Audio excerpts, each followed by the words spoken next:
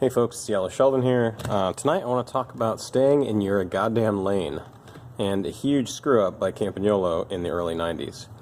What you have in front of you, aside from this beautiful Emerson A100, one of my favorite knives of all time, sporting a custom titanium thumb disc from Pete Gray.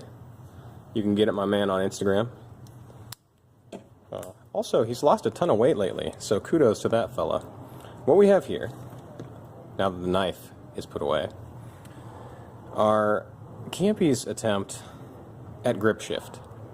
Now, what are the advantages of grip shift, as far as we know? They're dead simple. You know, SRAM's grip shift, they're really simple. There's like a small triangular spring. There are some plastic detents, which the spring travels into, and a grip that rotates around a cylinder that is locked in place. That's about it. And what you'll find is that that's kind of about it with these, but I don't know fundamentally what was wrong with Campy at the time.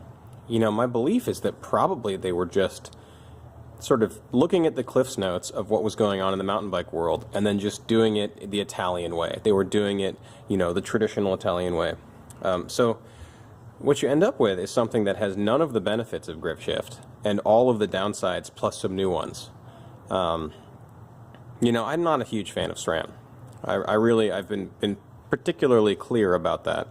However, the grip shifter was a huge breakthrough, and the main thing about it, especially back in the 90s, was you really couldn't get lighter components. I mean, if you were building yourself up a trick like crazy, you know, like let's say like a Yeti Arc or a titanium, you know, like a Merlin mountain bike, and you wanted to get that weight down, you know, down into like 23 pounds, 22 pounds, 21 pounds, somewhere in that range, well, you were gonna pick some SRAM X-ray shifters or something like them, because they just weighed a few ounces. They were literally just chunks of plastic overmolded with rubber, which had one metal component, or maybe two. There's like a spring for the barrel adjuster, and there was a bolt, three. Spring for the barrel adjuster, bolt, and then there was a spring inside of it which provided the clicks. It's really a disappointment. If you have a free moment, go look up Campagnolo Record OR, or Centaur, or Icarus, or any of the other mountain bike stuff that they introduced in the early 90s. It is as gorgeous as you can possibly imagine. Yes, I know, I'm saying those words as you're staring at this dildo here. However, forget the dimples, forget the BBC warts that you see in front of you, and just imagine beautiful, silver, polished, Campy record cranks, only they're, you know, like a micro drive triple. You know, amazing, amazing motorcycle-like brake levers and U-brakes, all done to the same level of standard that Campy would release their Centaur or record components. So this is not meant to be like a pylon for Campy. I mean, what they do very, very well, but this is just meant to be a little window into designing in a bubble, not testing your stuff with athletes, you know, because the crux of the matter is that if you look at this, what is the main difference between this and like any era of either SRAM grip shift or Shimano's twist shifters? Well, the first thing that I noticed when I looked at these the first time I saw them was that the entire grip is the shifter. You know, normally on like a SRAM grip shift, you have the shift unit, right, which goes to about here, and then it ends and you have an abbreviated, shortened piece of rubber, which is the rest of the grip. Now, why is that a problem? Why is it a problem to have the entire grip like this? Well, you're cycling off-road, and so when you hit a bump, your main point of control is on the grip, the entire grip. And on SRAM stuff, or Shimano stuff, half your hand is able to shift, while the other half, sort of the strong palm of your hand, is able to not twist as you grip the handlebar strongly. So with the Campy ones, you know, especially during dicey downhill sections, you'd hit a big rock or bump or like, you know, you just like whoop out or whatever, and your arms would twist slightly, and you would dump your front chainring, you would dump your entire cassette in the back. You would, basically like lose it if you were lucky and crash your bike if you weren't. Also interesting to note is their revision. So these ones, just plain rubber grip at the end. They made a revision of these shifters, and guess how they fixed the problem? Think in Italian for a minute and just try to imagine how they fixed this problem. Well, in their infinite wisdom, they fixed it by putting a toggle in the end of the grip. Imagine like a knob off of a vintage oven. Just a little rectangle that could turn. That was embedded in here. And what you were meant to do, I guess, was when you got to the dicey part of the trail, you were supposed to lock out your ability to shift so that you wouldn't shift inadvertently when you hit a bump. It's some silly shit, honestly. But I guess Campy didn't have, what Shimano did. That, Shimano is famous for having this sort of skunkworks, like Black Ops team that tests all their prototype shit. Test it and test it and test it until it breaks. I mean, this was such a flop. It's very clear that either no one or very few people, or perhaps particularly sycophantic people, were testing these components. Because as soon as it hit the market, I remember reading 1993, 1994, mountain bike action magazines, and they were just panned. Like, everybody hated these. You'd have dudes like Captain Dondo and all the other reviewers for these magazines just talking shit on these.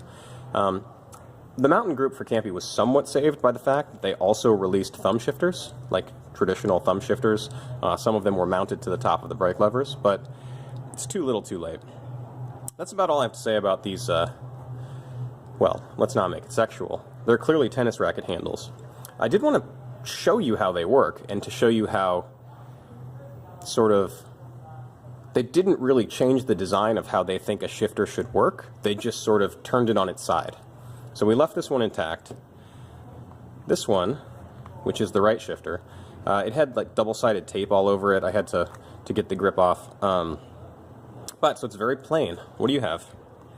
You have an 8-speed shifter. I should note also that these are incredibly heavy. I would say this weighs about as much as a Trader Joe's English cucumber. And you're like, why? It's just frickin' nylon. Well, here's why. The shift mechanism starts here, and it's made of steel and aluminum and goes from here to here. So this isn't just nylon, this is just full of metal. So that's strike one. It's not as light as normal grip shift. I guess strike one would be that you shit the bed and like dump your cassette. So strike two, it's not even as light as comparable alternatives to this. Like, it wouldn't have, a rapid fire or thumb shifters would have been lighter than this. It's a very heavy unit. Listen. Not that that told you anything. And the other thing, which I would say is strike three, is that unlike the beautiful simplicity of a SRAM grip shift, which has two moving parts, basically, when you're using it, it's got the spring and the rotating cylinder. Campy is using, I don't know if you can see in there, you see this there? That's called the G-spring.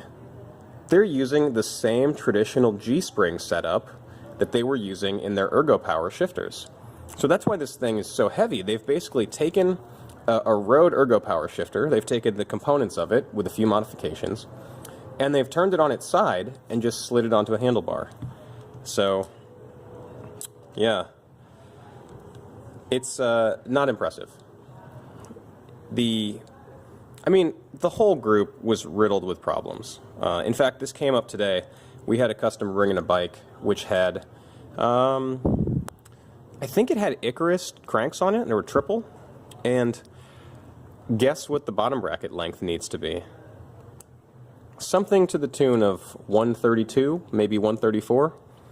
So for those of you that know, you know that that is an insanely long bottom bracket. Here's why. They didn't just recess the square taper receiver in the crank once. So let's say, normally you'd have like a chain ring, and then where the square taper interfaces with the bottom bracket, where the recess interfaces, you can either have, like on a Shimano or like a Sugino crank, that receiver sort of volcanoes out like this, so you can press it onto a shorter, lighter bottom bracket. The Campy one, so let's say this is the horizon of my chainring. You need to have a bottom bracket spindle that goes past that, and then they've further recessed where the square taper is, so it has to go even past the plane of the crank arm spider. So like, it has to go in like that. It was wild. I mean, I spec'd it for, what did I do? A 127 bottom bracket with a 2.5 millimeter spacer on the drive side cup. You can often play with square taper setups that way. Just move it one way or another unless your customer is particularly sensitive when it comes to Q factor. But yeah, they didn't really have a good handle on the market. You know, they said, well, we're Campagnolo. We'll just make the dopest shit ever. Wrong. Wrong. That's about it for these. Tonight I am going to upload 3 videos, so I'm going to keep them at about 10 minutes apiece. Yeah, fuck it. Yellow Sheldon out.